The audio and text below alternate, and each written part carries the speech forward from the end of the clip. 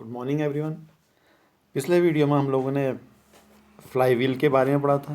तो fly wheel के साथ साथ ट्रांसमिशन सिस्टम का रिवीजन कंप्लीट हो गया है। तो आज का टॉपिक है वो है स्टीयरिंग सिस्टम, कि ऑटोमोबाइल्स में, गाड़ियों में स्टीयरिंग सिस्टम क्यों लगाया जाता है, उसकी आवश्यकता क्यों पड़ती है और क्या क्या उसके पार्ट्स होते हैं, कैसे वो कार्य करता है, इसके बारे में आज डिस्कशन करेंगे, जानेंगे।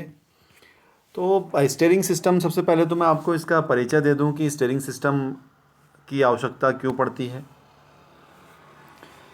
व्हीकल के व्हीलों को आवश्यकता पड़ने पर बिना स्लिप किए मोड़ने के लिए स्टीयरिंग सिस्टम का उपयोग किया जाता है। स्टीयरिंग सिस्टम का मुख्य कार्य टर्न लेते समय, जब हम गाड़ी को मोड़ों पे टर्न लेते हैं तो स्टीयरिंग व्हील के रोटरी मोशन को फ्रंट व्हील के एंगुलर मोशन में परिवर्तन करना होता है। जैसे आपने देखा होगा कि स्टीयरिंग व्हील को हम रोटरी मोशन में घुमाते हैं, जिसके साथ एक रॉड लगी रहती है। रॉड का जो संबंध होता है वो यूनिवर्सल जॉइंट के साथ होता है, फिर स्टीयरिंग गियर बॉक्स के साथ होता है, जिसके बाद लिंकेज के द्वारा वो व्हील से कनेक्ट रहता है, जिसको हम आगे डिस्कशन करेंगे।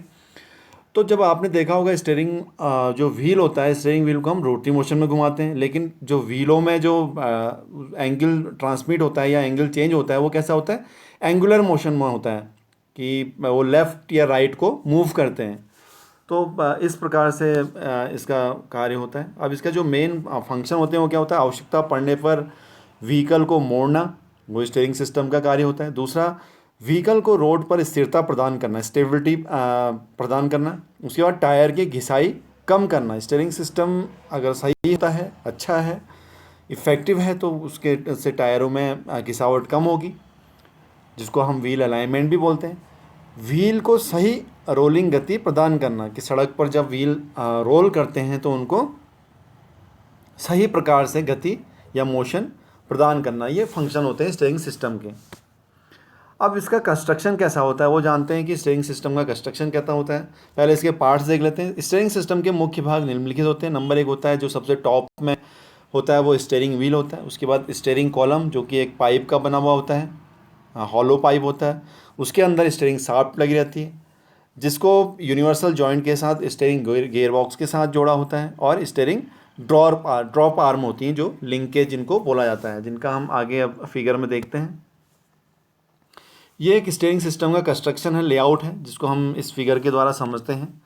तो आप यहाँ पर देख रहे होंगे, सबसे ऊपर ये स्टीयरिंग व्हील है, जिसको हम रोटरी मोशन में मूव कराते हैं। फिर उसके बाद जो आप नीचे वाला भाग देख रहे हैं, ये जो है, ये स्टीयरिंग कॉलम है। स्टीयरिंग कॉलम के अंदर जो एक मेटल की जो शाफ्ट होती है, स्टील या हार्ड स्टील की एक शाफ्ट होती है, इसको स्टीयरिंग शाफ्ट बोला जाता है। उसके बाद आप ये देख रहे होंगे, यहाँ पर स्टीयरिंग गियर बॉक्स लगा हुआ है। ये रैक एंड पिनियन टाइप का गियर बॉक्स है, जिसके बारे में हम आज डिस्कशन करेंगे। वैसे देखा जाए तो जो स्टीयरिंग गियर बॉक्स होते हैं वो 7 प्रकार के होते हैं, जिसमें पहला होता है वर्म एंड सेक्टर टाइप होता है।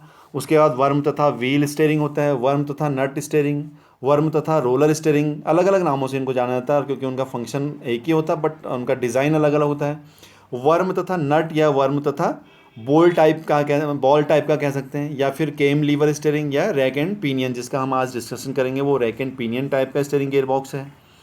उसके बाद आप देख रहे होंगे नीचे जो पार्ट्स हैं इसके, ये यहाँ पर ये बॉल जॉइंट लगा हुआ है।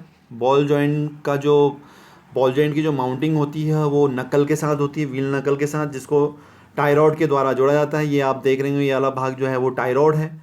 टाई रॉड को स्टीयरिंग जो रैक है, ये रैक के साथ या स्टीयरिंग गियर बॉक्स के साथ यहाँ पर जोड़ा जाता है। ये रैक है, रैक के साथ टाई रॉड दोनों तरफ जुड़े रहते हैं।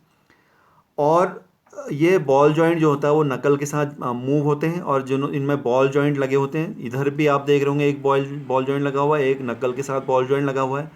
जो एंगुलर मोशन, जब व्हील स्टीयरिंग को हम रोटरी मोशन में घुमाते हैं तो ये टाई रॉड और बॉल जॉइंट की सहायता से इनमें एंगुलर मोशन आता है, ये लेफ़्ट या राइट को मूव करते हैं। तो ये इस प्रकार से ये कार्य करता है। ये बीच वाला आप देख रहे होंगे रैक है, और ये पिनियन है, क्योंकि पिनियन का जो माउंटिंग होती है वो स्टीयरिंग शाफ्ट के साथ होती है, और उसकी मैचिंग जो होती है वो रैक के साथ होती है। तो जब हम स्टीयरिंग व्हील को घुमाते हैं लेफ़्ट या राइट को, तो उसी प्रकार से ये रैक को लेफ़्ट या राइट मूव करता है। इस प्रकार से ये कार्य करता है। एक बार हम ये बॉल जॉइंट्स और जो टाई रॉड होता है इसका समझते हैं किस प्रकार से होता है।